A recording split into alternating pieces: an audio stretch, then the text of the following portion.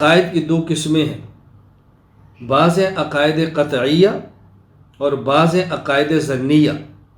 یہ ہماری مجلس مختصر ہے، میں تفصیل سے اس پہ بات نہیں کر رہا کہ عقائد قطعیہ کی کتنی قسمیں ہیں، عقائد ظنیہ کی کتنی قسمیں ہیں۔ میں صرف یہ عرض کر رہا ہوں کہ عقائد کی بنیادی طور پر دو قسمیں ہیں، عقائد قطعیہ اور عقائد ظنیہ۔ جو عقیدہ دلیل قطعی سے ثابت ہے وہ عقیدہ بھی قطعی ہے، اس کا انکار کفر ہے، دائرہ اسلام سے بندے کو نکال دیتا ہے۔ اور جو عقیدہ دلیل ظنی سے ثابت ہے وہ عقیدہ بھی ظنی ہے، اس کا انکار اور ترک انسان کو اہل سنت والجماعت سے نکال دیتا ہے۔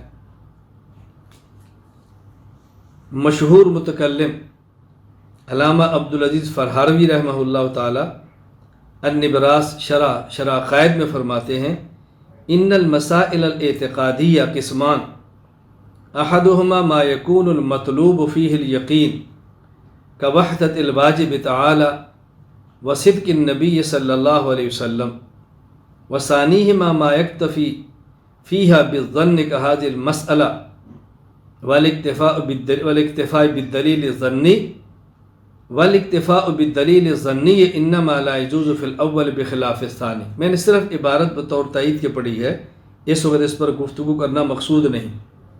تو بعض دلائل وہ ہیں جو قطعی ہیں، ان سے جو عقیدہ ثابت ہوگا وہ قطعی ہوگا، بعض دلائل ظنی ہیں، ان سے جو عقیدہ ثابت ہوگا وہ عقیدہ بھی ظنی ہوگا۔ بہرحال عقائد قطعی ہوں یا عقائد ظنی ہوں، ان کو سمجھنا بہت ضروری ہے، ان کو پڑھنا بہت ضروری ہے، ان کی اشاعت بہت ضروری ہے، ان پر ہونے والے شبہات کا ازالہ کرنا بہت ضروری ہے۔